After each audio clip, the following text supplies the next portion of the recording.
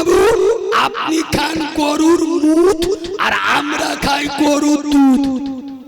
আমরা আমেনার লালের গোলা পারবেন না। বাংলার মুসলমান হাতে চুড়ি পরে ঘোরে না।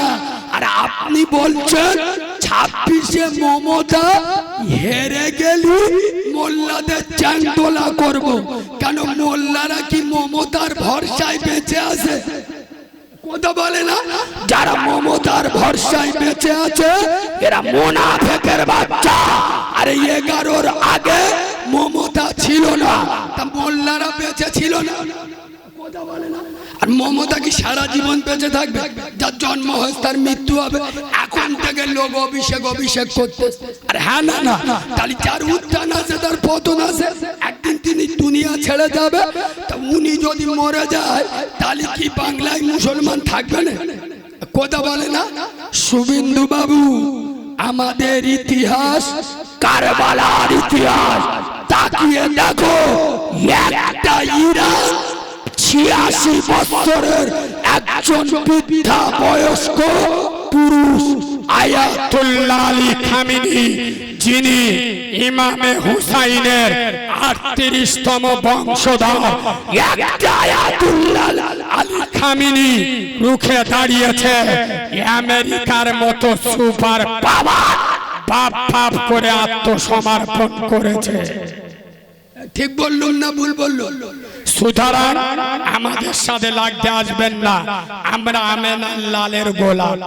আরে হ্যাঁ না না শালা, আমি তো বলি তোরা যে রাস্তাঘাটে 10-12 জন মিলে একজন ধরে কলকাতায় সেদিন একটা টোটোওয়ালা গরিব মানুষই একটা জন ছাবা 8-10 জন মিলে ধরে বলতে জয় শ্রীরাম বল, নইলে মেরে দেবো।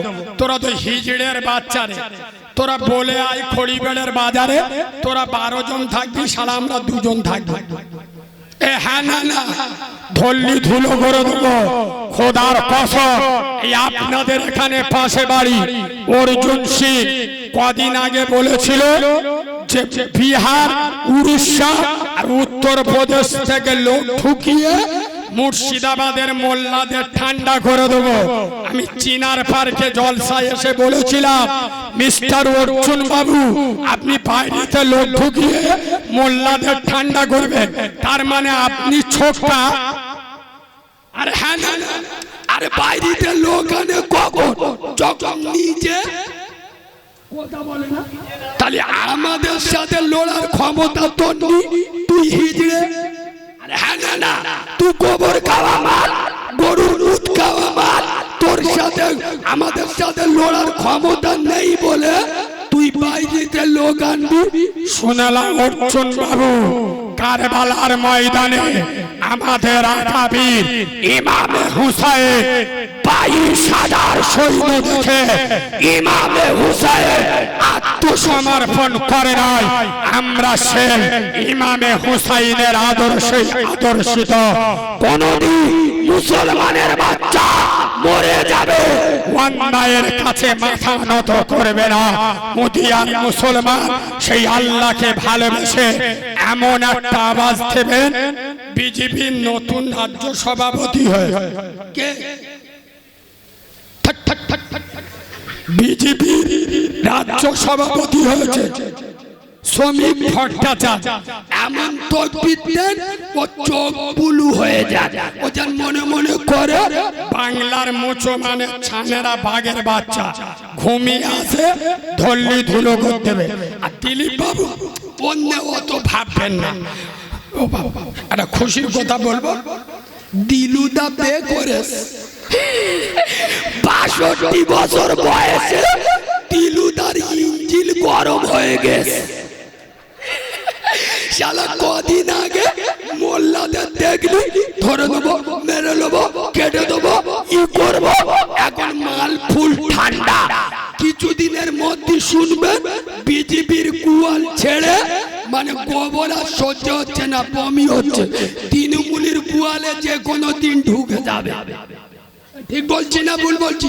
এমন বিজ্ঞান আমরা হোসাইনি মুসলমান, ওদের চোখ নীল করে আওয়াজ দেন, নারে তাকবীর। যেন ঘাস কেউ আওয়াজ বেরোচ্ছে, ঝেড়ে মারুন না, নারে তাকবীর। আর একটু বাঘের মতো গর্জন দেন না, নারে তাকবীর। এইবার একটু কেন হয়, ডান দিকের লোকেরা আরেকটু টান দিন তো, নারে তাকবীর। এইবার হচ্ছে আরেকটু টুকিয়া দেন, নারে তাকবীর। আমার চোখ বুলু হয়ে গেছে, এবার আমার চোখ হলুদ করে আওয়াজ দেন, নারে তাকবীর, নারে তাকবীর। দাদা পীরের হক সিলসিলা, সিলসিলায় মুজাদ্দিদে জামান, সিলসিলায় মুজাদ্দিদে জামান, নারে তাকবীর। এই মুসলমান, ইমামে হুসাইনের একটা কথা বলবো, চোখ থেকে পানি আসবে, শুনতে রাজি আছেন? রাজি আছেন? চাটা খেলে ইঞ্জিলি মফির দাদি তখন দরুদ শরীফ পড়ো, আল্লাহুম্মা।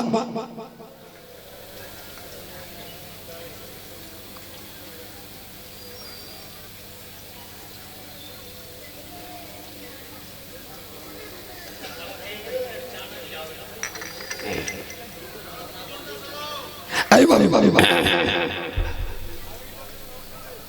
বাবু তো জিবরাইলের খালা তো ভাই, বাবার বলে 2 ঘন্টা চালা, আল্লাহ ওকে ওমরের মতো কবুল করুক, বলেন আল্লাহুম্মা আমিন। না এইরকম লোক আমাদের দরকার আছে, আছে না? এই বাবু, আমি যুবকদের ভালোবাসি কেন, যারা তরুণ ছেলে নামাজ পড়ে না, বাম্মার ভাত দেয় না, কিন্তু আমি ওদের আই লাভ ইউ বলি কেন বলুন তো, কেন?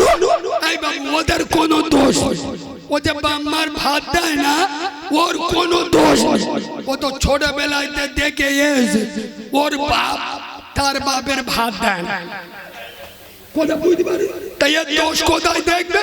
ও তো ছোট হইতে দেখে এসে ওর বাপ দাড়ি চাচা কুট হুনুমান, বুঝতে পারে, ওর বাপ জীবনে দাড়ি রাখে, তা ও কি করে দাড়ি রাখবে? কিন্তু খোদার কসম, এই যাদের মুখে দাড়ি নাই, মাথায় টুপি নাই, যুবক ছেলেরা পান বিড়ি সিগারেট খায়, আমি নবীর মেম্বরে বসে বলে যাচ্ছি, ইসলামের উপরে কোনো আঘাত এলে সর্বপ্রথম যারা রুখে দাঁড়ায় সে হলো আমার বাংলার তরুণ সমাজ।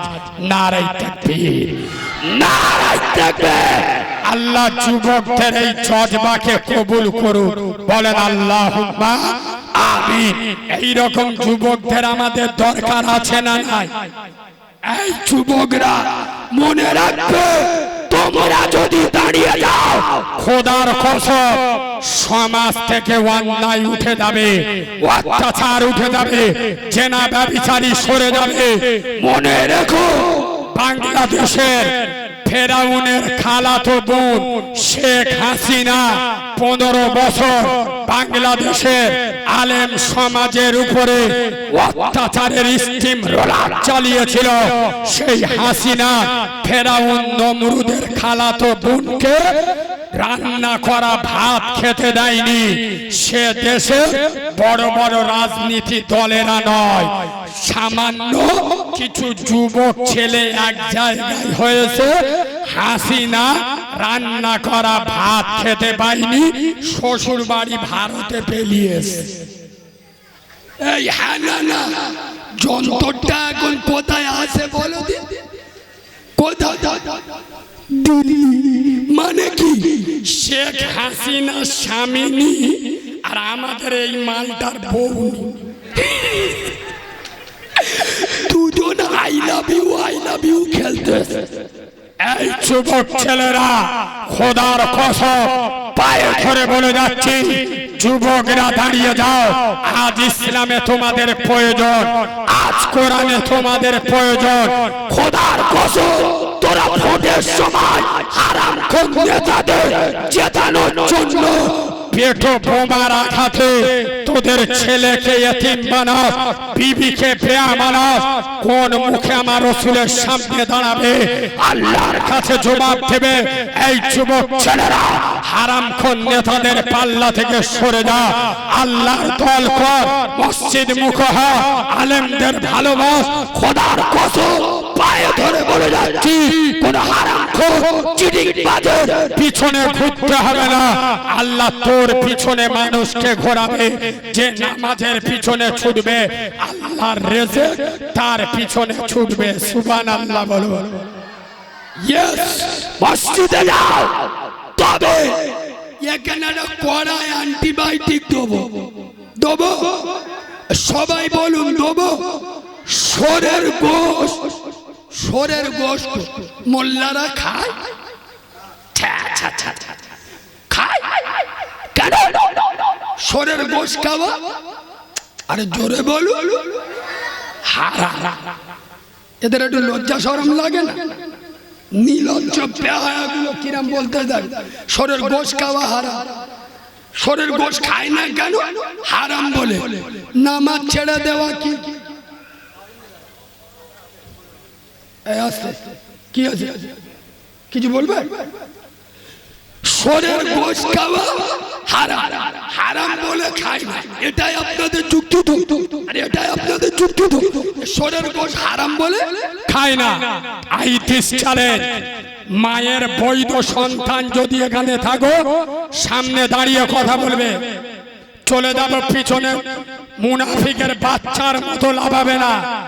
কালিমুল্লাহ জাহাদি নবীর মেম্বরে বসে চ্যালেঞ্জ করে যাচ্ছি, বাংলার যে সমস্ত চিটিংবাজের বাচ্চারা যারা বলে সরের গোশত খায় না হারাম বলে, কিন্তু নামাজ পড়ে না, এরা বলে সরের গোশত খায় না হারাম বলে, এরা চিটিংবাজ, মুনাফিক, হারামখোর।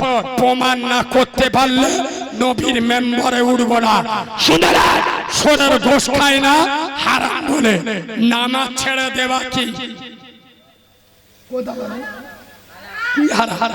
তোমাদের মসজিদের আলেম আমি তো শুনছিলাম কাশিমি, মানে নিশ্চয় দেওবন্দি আলেম, কারণ দেওবন্দ থেকে যারা পাস করে ওদের কাশিমি বলে। তোমাদের ইমাম আমি এখন বসে আজকে জিজ্ঞেস করে আসো, যদি বলে ভুল বলেছে, এতগুলো ক্যামেরার সামনে আমার এসে ধরবেন, আমি কান ধরে তওবা করে বাড়ি যাব। আইতিস চ্যালেঞ্জ, সরের গোশত খাবার থেকে বড় হারাম নামাজ ছেড়ে দেওয়া। মোল্লা ছানা নামাজ পড়ে না, আর এদিকে বলে সরের গোশত খাওয়া হারাম। তা সরের গোশত খাওয়া যদি হারাম হয়, হারাম বলে না খায়, তা নামাজ ছেড়ে দেওয়া তো সরের গোশত খাবার থেকে বড় হারাম। তা নামাজ পড়ি না কেন? তার মানে তুই জালিম, তুই দুই নাম্বার মাল, তুই চিটিংবাজ মাল, মুনাফিকের বাচ্চা। আবার কারিমুল্লাহর কথা শুনলি জ্বালা লাগে। শোনো, খোদার কসম, শুধু সরের গোশত। আমার এই ওয়াজটা শুনলি মনে মনে করবে, এখন যত মৌলবি বেরুচ্ছে তত ফতোয়া বেরুচ্ছে। এই শোনে, এই জন্যই তো কারিমুল্লাহ জিহাদির এত বদনাম। নতুন কথা শুনেলেন, সরের গোশত, কুকুরের গোশত খাওয়া কি হারাম? হারাম, হারাম। কিন্তু আমি কালিমুল্লাহ চ্যালেঞ্জ করে যাচ্ছি, শুধু সরের গোশত আর কুকুরের গোশত হারাম নয়। প্রমাণ করছি, চাঁদা ঢোকবেন।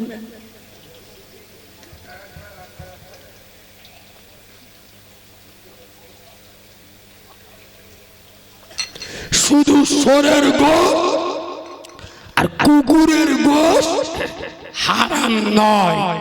সুদের টাকা দিয়ে, বন্ধন লোনের টাকা দিয়ে, গ্রুপ লোনের টাকা দিয়ে, ইয়েতিমের হক মেরে, অনাথের অধিকার কেড়ে, রাস্তার টাকা, জনগণের টাকা মেরে, বাম্মার হক মেরে, জব কার্ডের টাকা ঝরে, গরুর গোশত, খাসির গোশত, মুরগির গোশতটাও খাওয়া হারাম।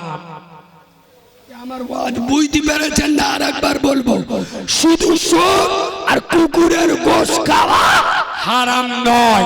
সুদের টাকা দিয়ে, ঘোষের টাকা দিয়ে, দালালির টাকা দিয়ে, দালালি বোঝেন তো? না বুঝতে বলবো, করিম 2 কাঠা জায়গা ওর করে দেছে 15,000 টাকা দিতে হবে। তোর বাপের বেনাই হয়? আরে বাঁদরের বাচ্চা, ওর কি একটা ফর্ম ফিল আপ করেছে, কিষাণ বন্ধু টাকা পাবে, ওর 200 টাকা দিতে হবে। ওর বাপ জমি রেখে গেছে, এর নাম দালালি। দালালি টাকা দিয়ে, হারাম পয়সা দিয়ে হরিণের গোশ কিনে খাওয়া সোর আর কুকুরের গোশ খাবার থেকে বড় হারাম। কথা শুনছেন? এ বক্তব্য সব বক্তারা করবে না, সব ভাষা বলতে গেলে বুকের পাড়া থাকতে হয়।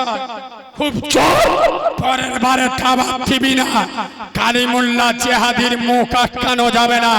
শোনো মুসলমানের বাচ্চা, যতদিন বেঁচে থাকবো এ জমান আল্লাহ যতদিন চলবে। গত বছর আমার গলায় টিউমার হয়েছে, মুনাফেকরা দোয়া করতে আল্লাহ যেন মালটা মরে যায়। ও মাল বেঁচে থাকলে বিয়ারা করবে, কিন্তু আল্লাহ এবং আমার মায়ের দোয়া আমার সাথে ছিল। এই মুসলমানের বাচ্চা, ইমামে হোসাইন কারবালার ময়দানে খোদার কসম দুটো পায়ে ধরে বলে যাচ্ছি, ইমামে হোসাইনের ছিন্ন ভিন্ন দেহ, বডিতে জামা নাই। ইমাম হুসাইনের বোন জয়নাব মায়ের পেটের বোন। ইমাম হুসাইনের দিকে তাকালেন, দেখলেন আমার দাদা ইমামে হুসাইন, শরীরে পোশাক নাই, ধরে মাথা নাই।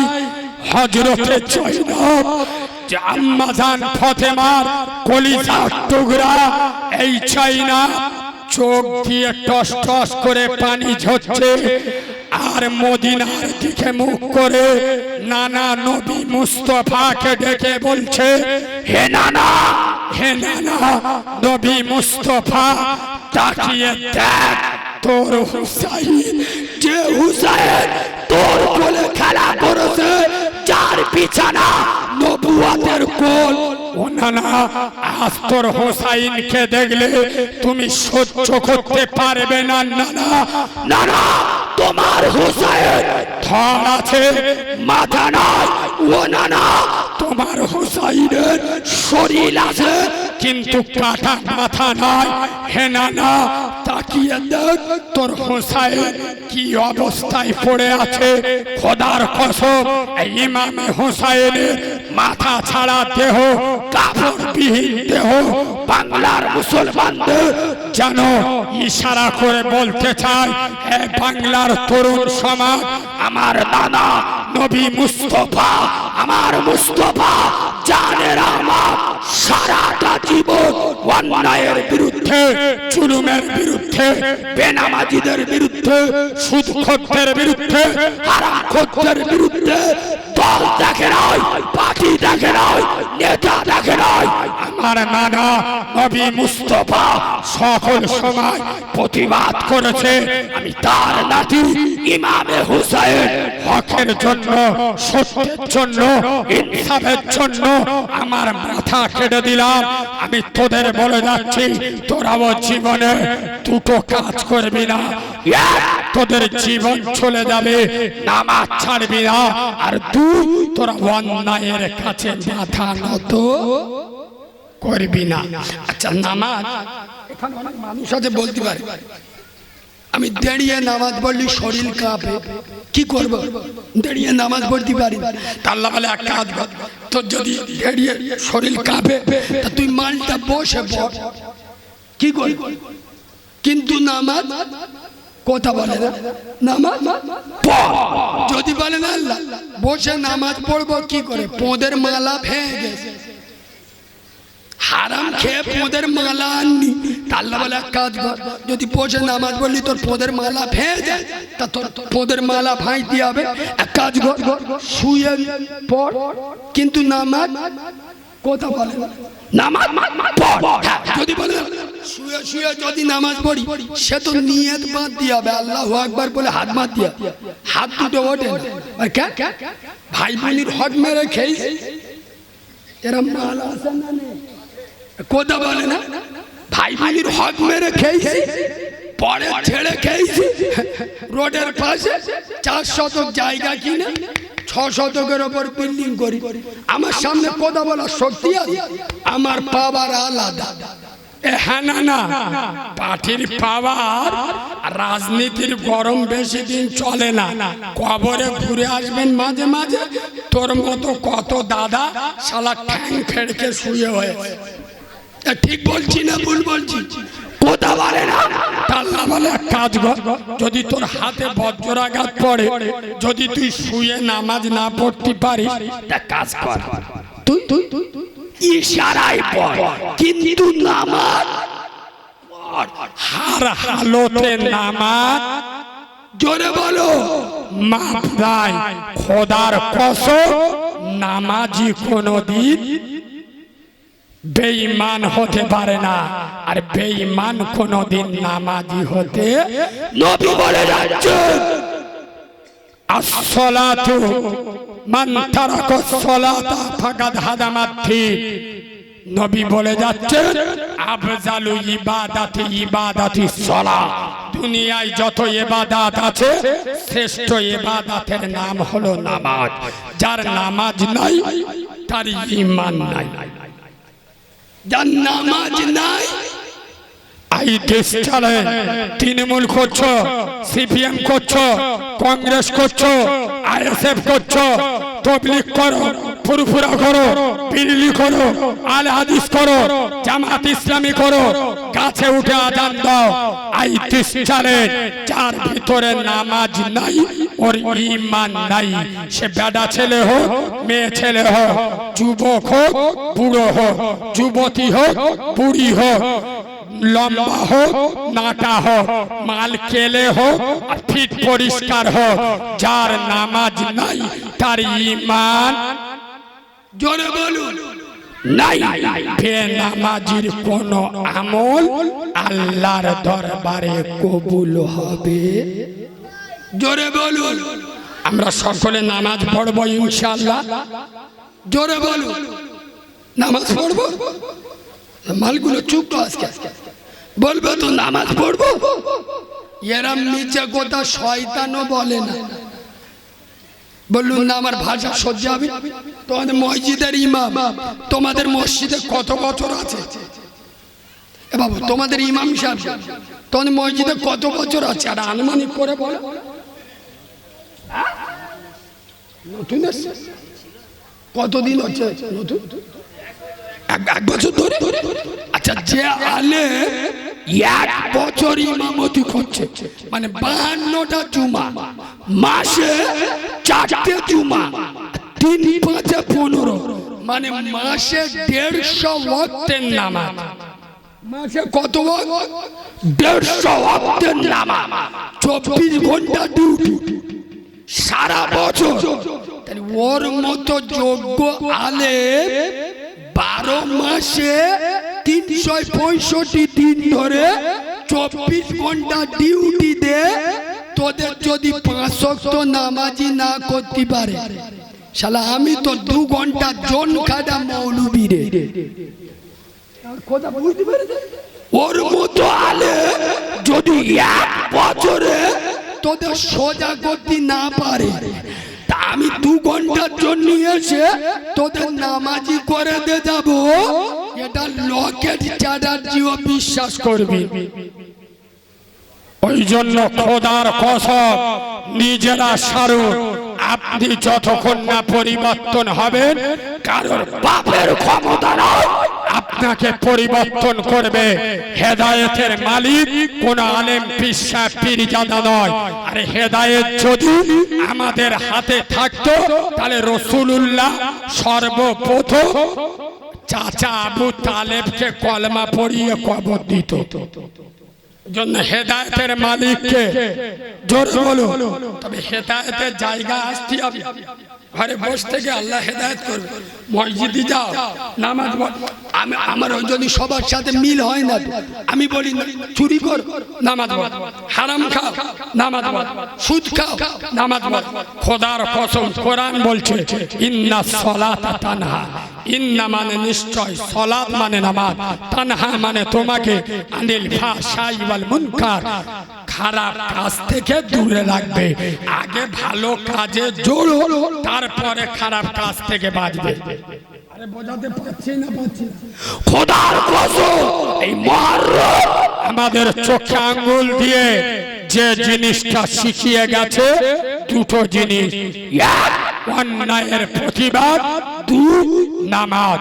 এই মুহররম আল্লাহ যেন আমাদের জন্য কবুল করে, আর আল্লাহ যেন অন্যায়ের বিরুদ্ধে সারা জীবন আমাদের কথা বলার তৌফিক দেন। বলেন আল্লাহুম্মা। আমি একটা কথা অনেকক্ষণ ধরে বলবো বলবো করতেছি, কিন্তু মুখে ফিরে যাচ্ছে, ভয়ে বলতে পারছি না। যদি আদলা ইট ফিকে ঝাড়ে বলবো, সবাই বলুন, বলবো। আমাদের বাংলায় একটা বড় নেতা আছে, বর্তমানে বাড়ি মিস্টার চৌধুরী, চেনেন তো? কদিন ফোনে দেখছেন, মিস্টার সিদ্দিকুল্লাহ চৌধুরী সাহেব। গত দুদিন আগে ওনার বিধানসভা মন্তেশ্বর পূর্ব বর্ধমানে ঢোকার সময় মানুষ জুতো ছেঁড়া দেখিয়েছিল, আর ওনার গাড়ির কাঁচ ভেঙেছিল, অপমান করেছিল। তো ওনার একটা বিবৃতিতে আমি দেখছিলাম, উনি বিবৃতি দিয়ে বলছে, আমাকে আঘাত করা মানে গোটা বাংলার মুসলিম জাতিকে আঘাত করা। এই ওয়াজের সাথে আপনারা একমত? হ্যাঁ না বলবেন তো? আমি বলি, মিস্টার চৌধুরী, আপনি সেদিন কোথায় ছিলেন যেদিন এই বাংলার মাটিতে অনেক নেতা নেত্রী বলেছিল ওয়াকাফ বিরোধী আন্দোলন করবে, দিল্লি চলে যাও, ওয়াকাফটা আমাদের ইসলামের আন্দোলন, শরিয়াতের আন্দোলন, কোরআনের আন্দোলন। সেদিন কি আপনি বোবা হয়েছিলেন, না সেদিন আপনার মুখে ফেভিকল আঠা মারা ছিল? সেদিন কেন দাঁড়িয়ে বলতে পারলেন না মুসলিম জাতিকে আঘাত করা হলো? আজ আপনার গায়ে আঘাত করা হয়েছে, আপনি থমকি দিচ্ছেন যে আমার হাতে 1200 মাদ্রাসা আছে, আমার হাতে 10 লক্ষ মেম্বার আছে, কলকাতায় আমি আন্দোলন করব। কেন? আপনার আঘাত করেছে মন্তেশ্বরে, তা আপনি প্রতিবাদ করবেন মন্তেশ্বরে, কলকাতায় করবেন কেন? যারা বলে ওয়াকাফ বিল না আন্দোলন করবি, দিল্লি চলে যা, দিল্লি সরকার পাস করেছে, তুমি তো তোমার তো অপমান করেছে মন্তেশ্বরে, তুমি কলকাতা আন্দোলন করবে কেন? মন্তেশ্বরে করো।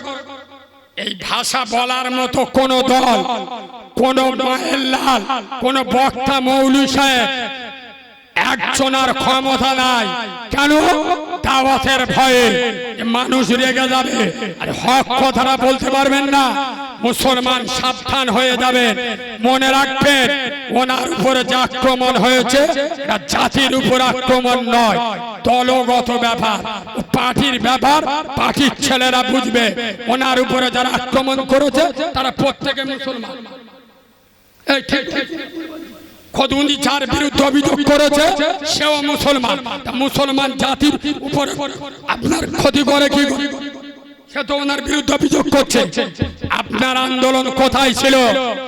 খোদার কসম, তামান্না খাতুনের বেড়ায় আপনি গেলেন না।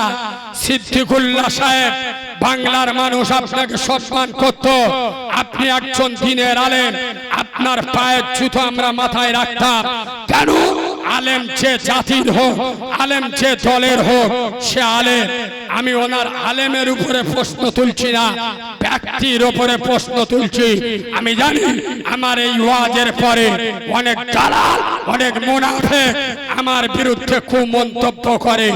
যারা নেটে আমার ওয়াজ শুনে কুমন্তব্য করে, মনে রাখবেন না এদের মা না এদের বউ না এদের বোন না এদের বাড়ির যে কোনো মেয়ে বন্ধন লোন গ্রুপ লোন করে, হারামে টাকা খেয়ে মাথার তার কেটে গেছে। খোদার কসম আজ দিনের আলেমেরা উলামারা যদি স্টেজে উঠে হক কথা না বলতে পারে, বিশেষ করে আমাকে দাওয়াত দেবেন না। রসুল বলে যাচ্ছেন অন্যায়ের বিরুদ্ধে যারা প্রতিবাদ করে না, রসুলের ভাষায় ওরা হলো বোবা শয়তান। বোবা শয়তান।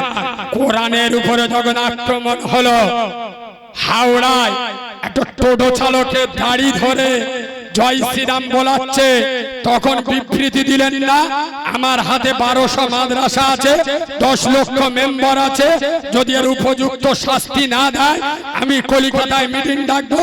তখন জাতির অপমান ছিল না,